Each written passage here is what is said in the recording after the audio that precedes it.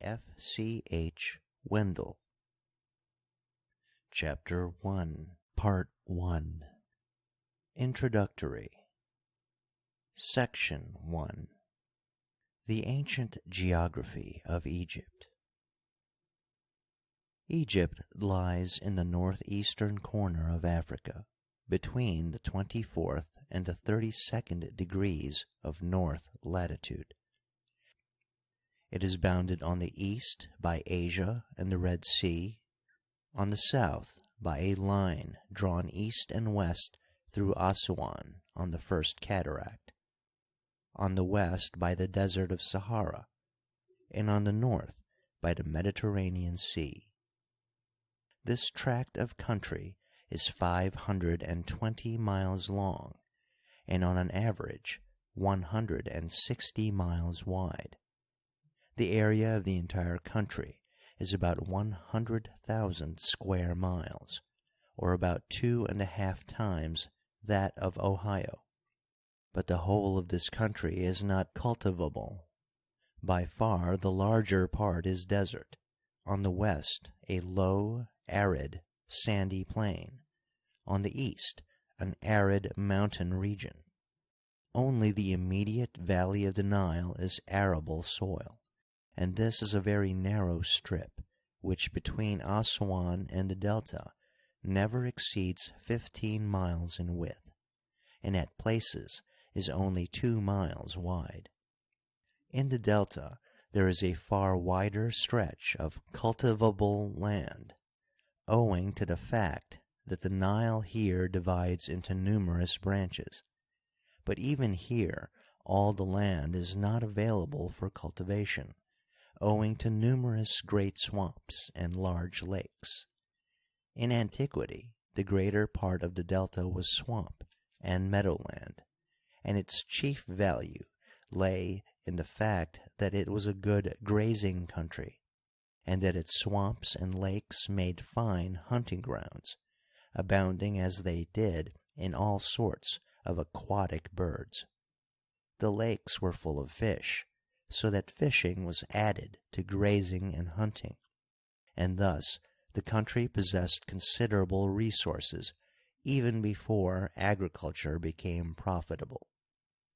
It is well known that Egypt owes this strip of good land to the Nile.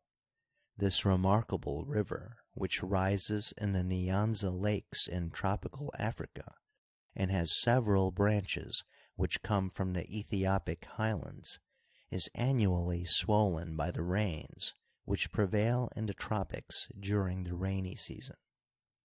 Already in June the river begins to rise and continues to swell until about September 15th, when it reaches the high water mark. It then remains stationary until late in October, when it begins to fall, and by January the river is again at its old level. So important was this rise of the Nile to the entire population that the ancient Egyptians made the day on which the river attained its highest level, September 15th, their New Year's Day, called in Egyptian Op Rompet. The inundation brought coolness, humidity, and fertility. The river brought down from the Ethiopian highlands vast masses of mud, which it deposited on the Egyptian soil when it inundated the land, and which remained there when the water receded. Thus an alluvial soil of great depth and richness was produced. The full benefits of the inundation could not, however, be gained without hard work on the part of the dwellers in the Nile Valley. As rain was, in antiquity, almost entirely wanting in Egypt, a carefully arranged system of irrigation was necessary to convey the much needed moisture to the more remote fields. The digging of canals from the river and building of reservoirs were not easy work, and moreover, the overflow had to be carefully regulated in accordance with the character of the various fields, should the full results be obtained. Thus, we see that the Egyptian farmer could not sit with folded arms and let his generous river do the work for him. He had to be up and doing from early morning till late at night to reap the full benefits obtainable from his wonderful stream. Before we touch the old geographical division of the country, we may well say a few words of the character of the rocky highlands that fringe the Nile Valley. At the first cataract, the river breaks through a vast granite barrier that here crosses the Nubian sandstone deposit. At this place the Egyptians had established, already in the times of King Chufu, about 2800 B.C., great quarries from which they took their supply of granite. In the same neighborhood basalt, too, was quarried about this time. The Nubian sandstone then continues as far north as Silsileh, where the Egyptians early worked sandstone quarries. The character of the hills now changes, a little to the north of Silsileh, the sandstone giving place to a tertiary nummulitic limestone, which formation continues on both sides of the Nile, on the west to the Mediterranean, on the east to Memphis, whence it strikes off to the northeast. These rocky hills seldom reach and never exceed the moderate height of 600 to 800 feet. The character of the mountain region between the Nile and the Red Sea is, however, vastly different. Here we meet with grand and imposing mountain scenery, the bold, many-colored mountain peaks often reaching a height of 6,000 feet. These mountains consist of crystalline rock, granite, gneiss, porphyry, diorite, and others. Several valleys lead from the Nile into this region. The most important of these is the Wadi Hammamat, the Rohanu of the ancient Egyptians, a valley extending from Keneh on the Nile to Kosr on the Red Sea. This valley was used in antiquity as a trade route between the Nile Valley and the sea, the point of departure being in olden times the city of Egpy, the Koptos of the Greeks, the modern Kuft, and the Red Sea port being some place near the modern Kosr.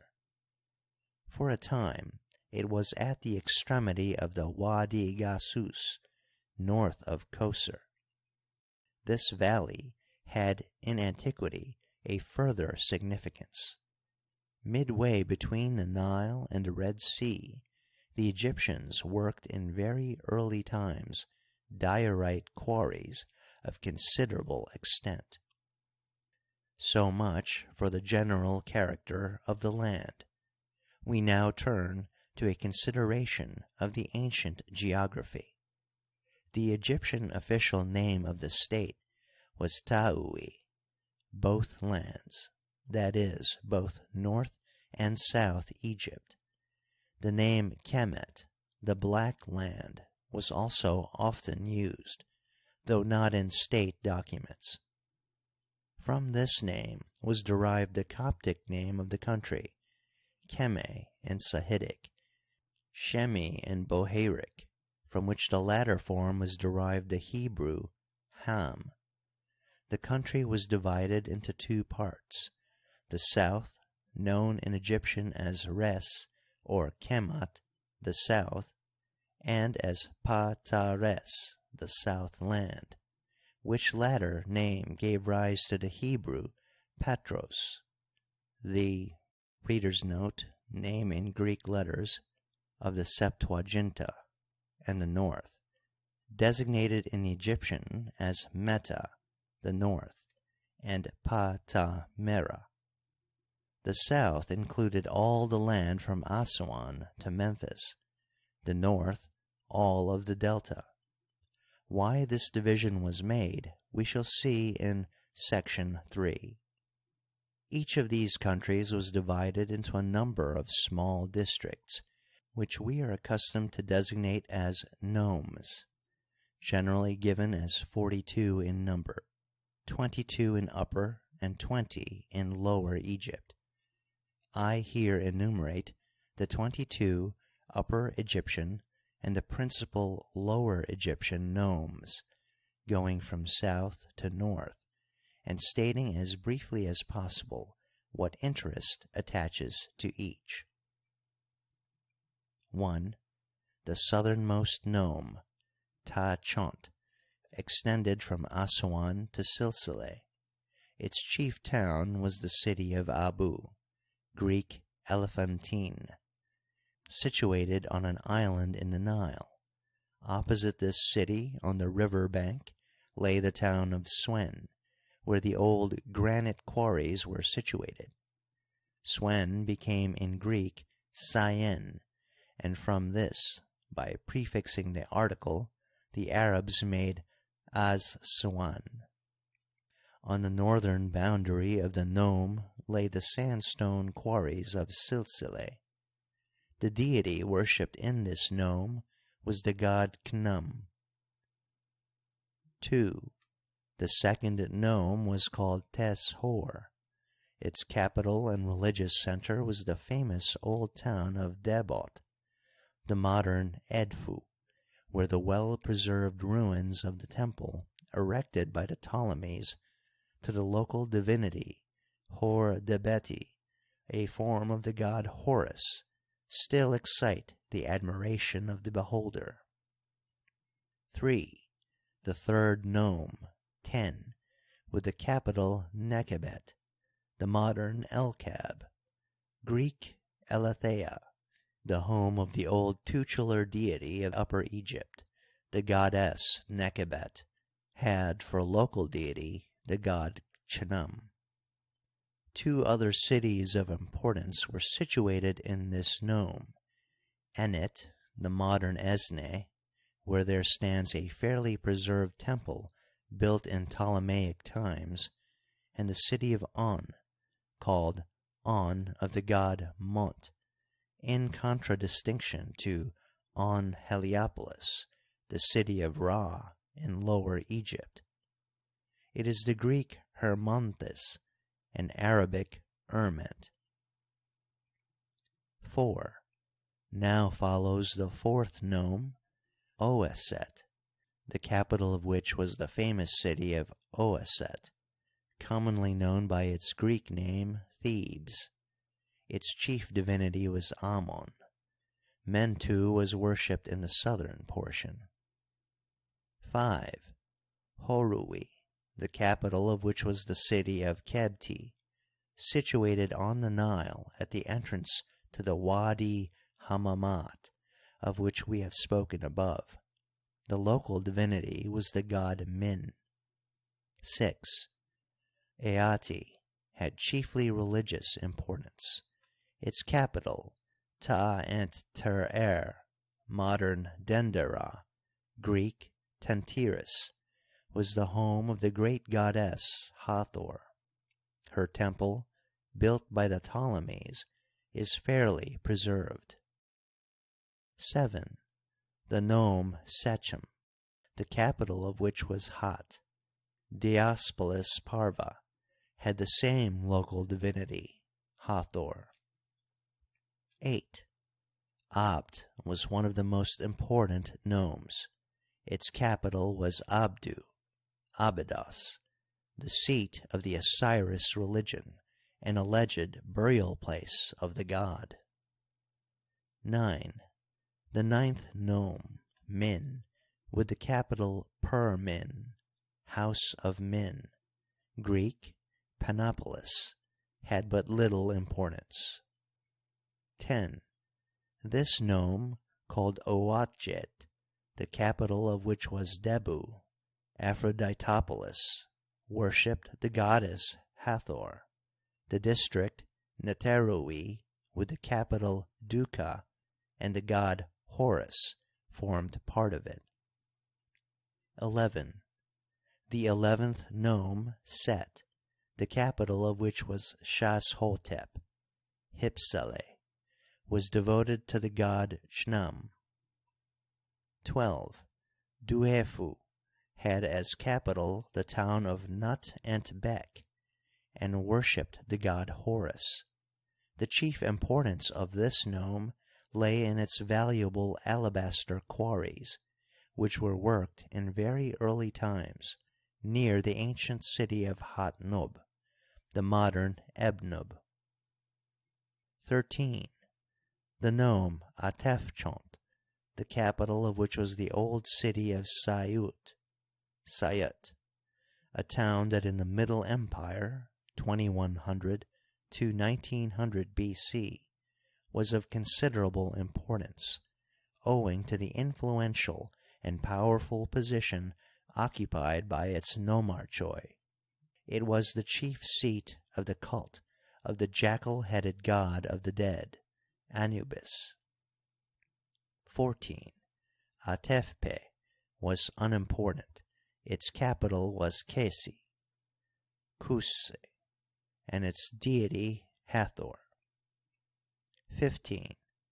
The nome of Oen had for capital the city of Chmunu, Greek Hermopolis, modern Eshmunen, which derived its name from the fact that it was the seat of the 8 gods of the elements, so called.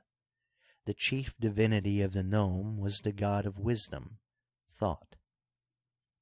16. Memahet was of great importance in the times of the Middle Empire, owing to its influential and mighty nomarchoi, whose tombs were discovered at Beni Hassan.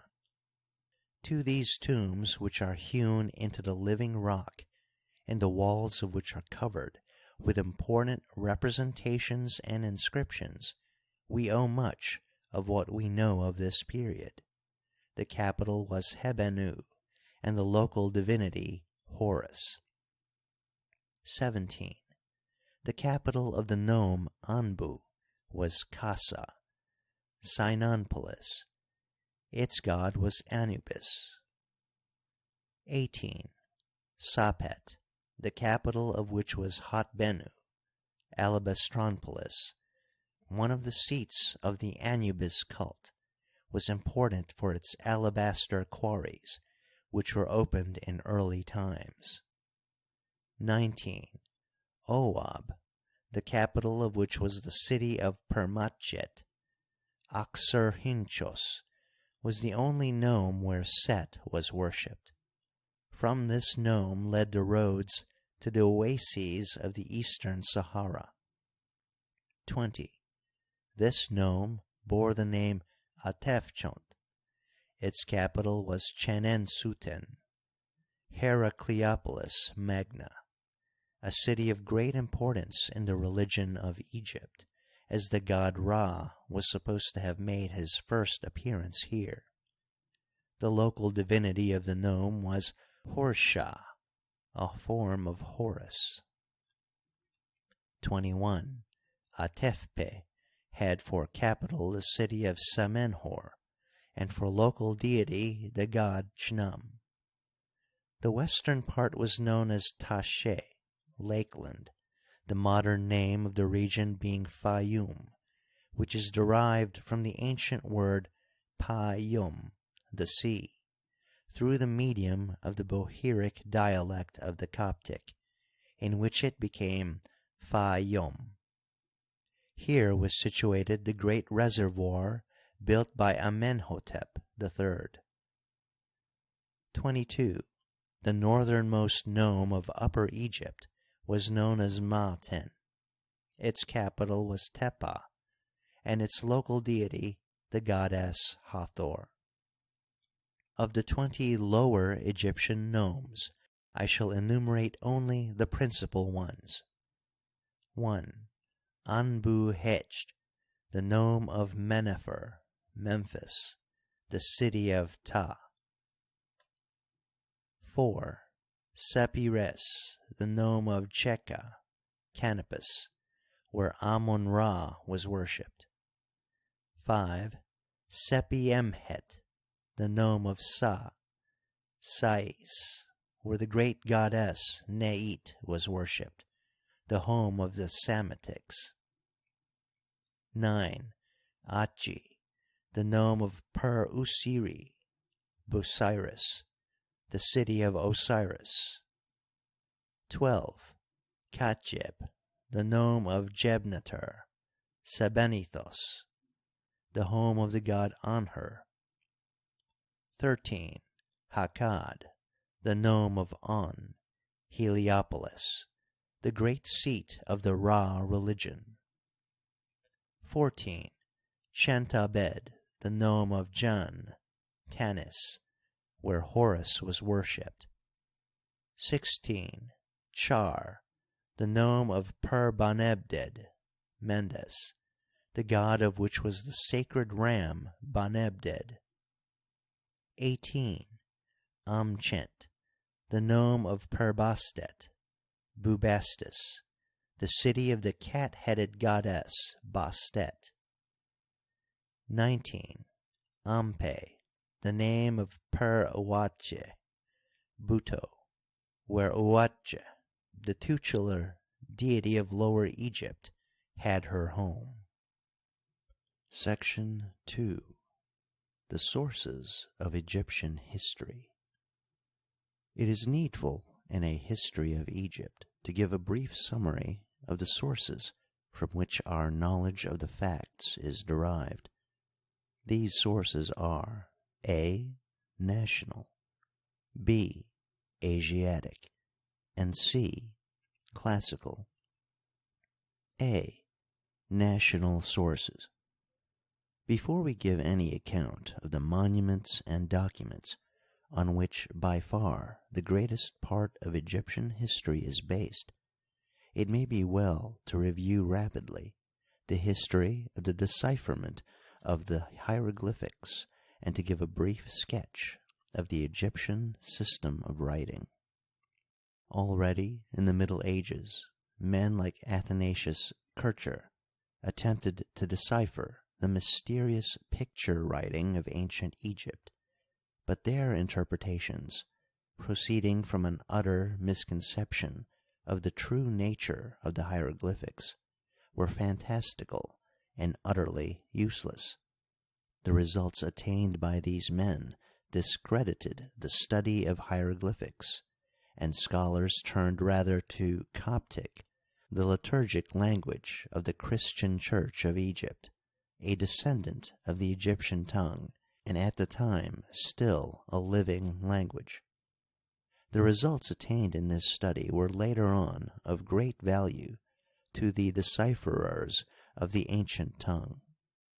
In August 1799, there was unearthed at Rosetta a block of black basalt bearing a decree of Ptolemy Epiphanes in Greek, hieroglyphics, and Demotic, the celebrated Rosetta Stone. Immediately, scholars set to work at deciphering the inscription.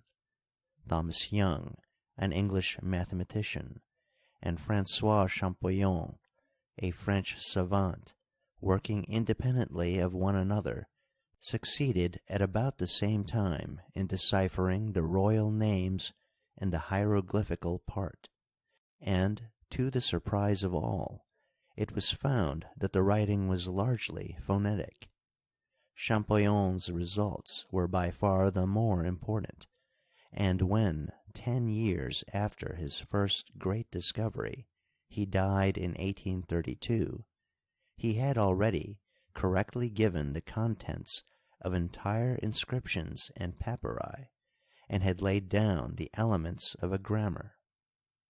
10 years later, Richard Karl Lepsius, the great German Egyptologist, who died some years ago, carried further the work so ably begun by Champollion, and through him the final proof was given that the results so far attained were correct.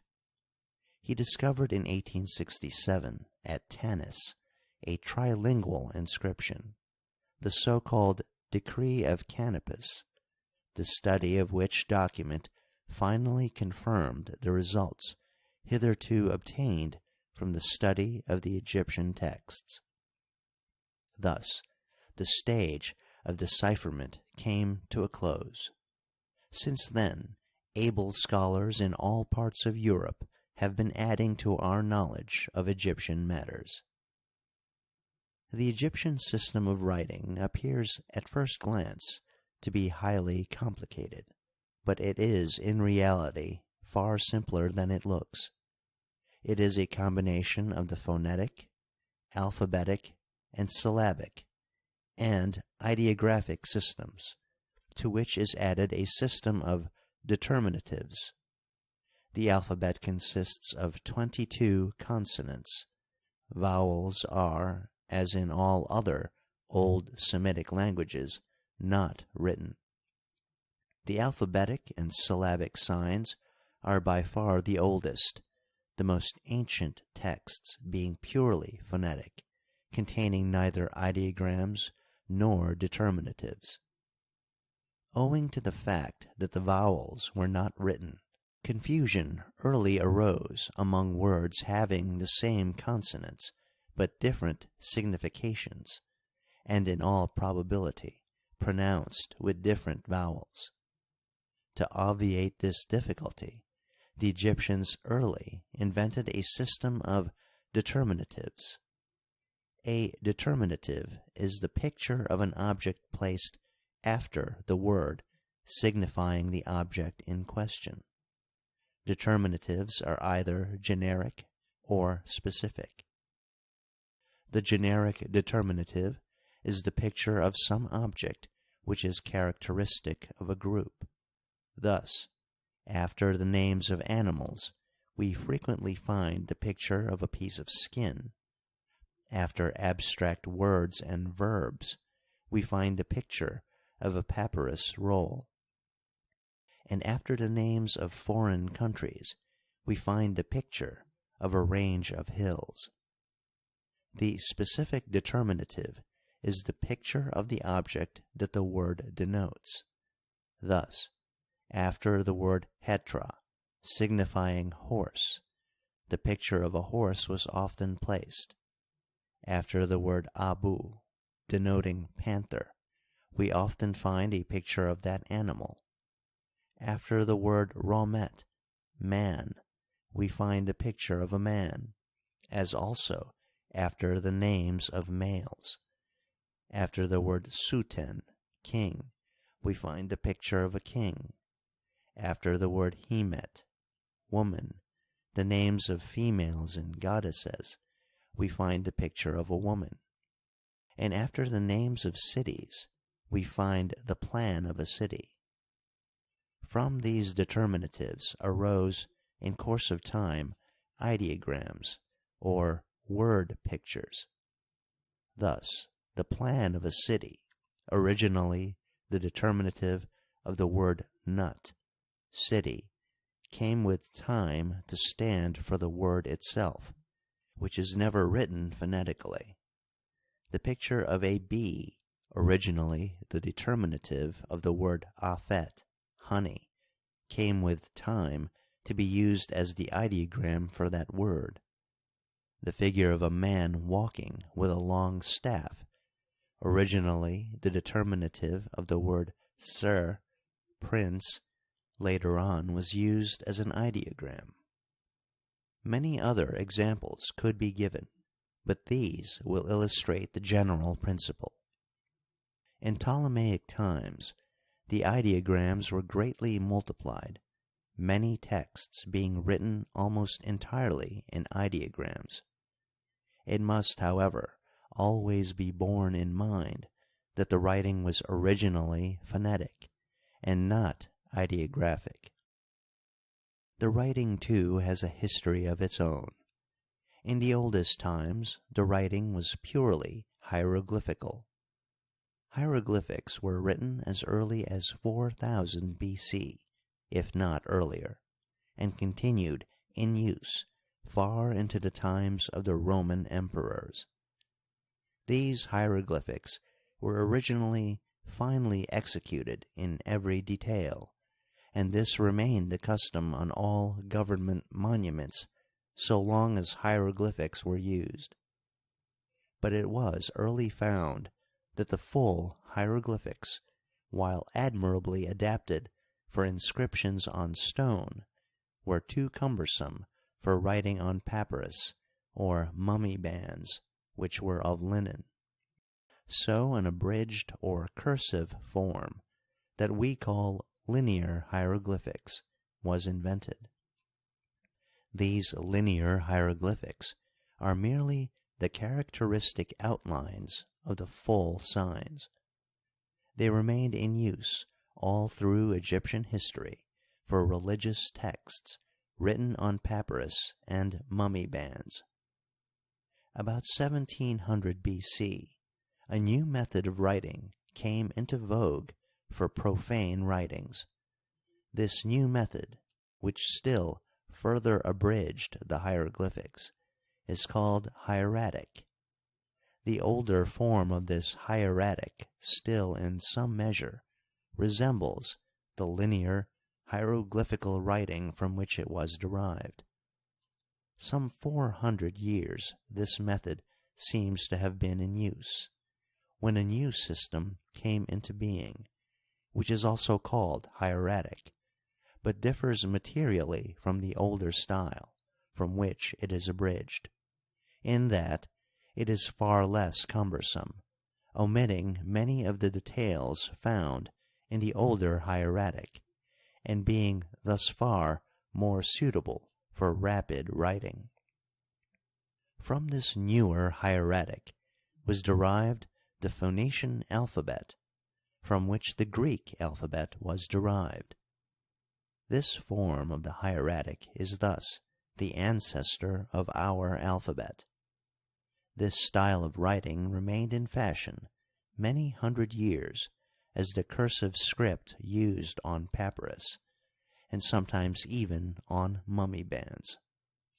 The last stage in the development of Egyptian script was reached in the Demotic in the 5th century before the Christian era. This was a still further abridgment of the new hieratic, but it eliminated so many details that very many letters and syllabic signs that had been kept distinct in hieratic became one and the same sign, a fact that renders the reading of Demotic very difficult. The new system had, however, the advantage of being very rapid, and thus it quickly supplanted the hieratic. It remained in use up to the Christian times, when it was supplanted by the Coptic script, which was modeled after the Greek. The reader must not, however, imagine that these changes were sudden. One led gradually to the other. Thus, the old, full hieroglyphics were abridged in the linear hieroglyphics. From these was developed the old hieratic, from this the new hieratic, and this, becoming gradually more and more cursive, led over to the Demotic. We now pass to a consideration of the Egyptian sources from which our knowledge of the facts of Egyptian history is derived. The texts which are of primary importance are the lists of kings compiled in antiquity. The most important of these is the so-called Turin Papyrus of Kings, which gives a list of Egyptian kings from the earliest times to the times of the 16th dynasty, about 1700 B.C., including the earlier kings of this dynasty, in which it was most probably written. This list is chronological, the duration of the reign of each king in years, months, and days being given after his name. Unfortunately, however, the papyrus is fragmentary, having been broken into 164 small pieces on the way to Turin. Professor Seyfarth conferred a lasting benefit on historical science by arranging, numbering, and mounting these fragments, thus preserving this valuable document. The second list of importance is that discovered in the Temple of Osiris in Abydos. This list contains the names of 75 predecessors of Seti I, about 1320 BC, arranged in chronological order. The third list was discovered in a private tomb dating from the time of Ramses II, 1300 to 1230 BC. It enumerates 47 kings. The last important list is that found in Karnak, which enumerates 61 predecessors of Thutmosis III, 1480 to 1430. Besides these, a number of smaller and less important lists have been discovered. Next in importance to the lists stand the official inscriptions of the kings. The pharaohs were in the habit of inscribing on the walls of the temples they erected to the gods long accounts of their deeds. In order to be able to give a full account of their campaigns, the kings were accompanied by scribes, specially detailed to write down the history of these campaigns. Their accounts were then copied on the temple walls. Great paintings illustrating the principal events of a campaign covered the space not occupied by the inscriptions in that part of the temple allotted to the annals. These inscriptions were divided into two parts: the date, on which followed, as a rule, a laudatory hymn to the king, and the account of the campaign. These texts give a chronological account of the campaigns of the king, often going into the details of the march and of the various battles. Among the most interesting of these inscriptions is a copy of the Treaty of Peace and Alliance between Ramses II and Chetasar, king of the Cheta, which was originally engraved on a silver plate, and from this was copied on the outer wall of the Temple of Karnak, where it has been completely preserved. Of importance are further royal decrees, which are frequently found inscribed on stelae and temple walls. Reports of buildings erected by the kings and of expeditions undertaken at their command are not unfrequent. Several of the latter the reader will meet with later on. The most important report of all is that which Ramses III, about 1180 to 1148 BC, gave of his reign, and which is preserved in the so-called Papyrus Harris I. It is a comprehensive account of Ramses's architectural enterprises, his expeditions, and his gifts to the temples. In addition, it gives a brief review of the state of Egypt immediately before the reign of the king's father, Setnecht. Lists of conquered nations are also of frequent occurrence, but often possess very little value. The most valuable of these lists is that of Thutmosis III, which gives the names of from 300 to 400 conquered nations and cities, lying mostly in Asia.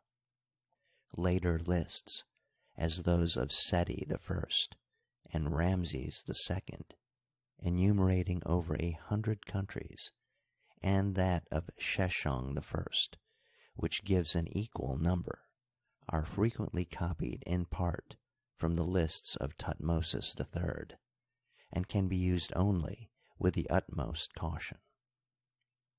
The oldest example of such a list is a stele of Usertesen I, which enumerates the Negro tribes conquered by him. Scarabaei are seldom of historical value, though some belonging to the reign of Amenhetep III are important, namely those noticing his marriage with Queen Ti, and those giving accounts of his hunting exploits. Of great importance are the tombs of the nobles. These tombs had attached to them funereal chapels, the walls of which were covered with paintings and inscriptions, giving a brief biographical sketch of the individual buried in the tomb, enumerating his titles, his possessions, and all his exploits. These inscriptions are of great value. To them we owe all that we know of the Egyptian civilization, and often all the historical knowledge we possess of entire epochs. Confer the case of the Una inscription, page 42. End of Chapter 1, Part 1.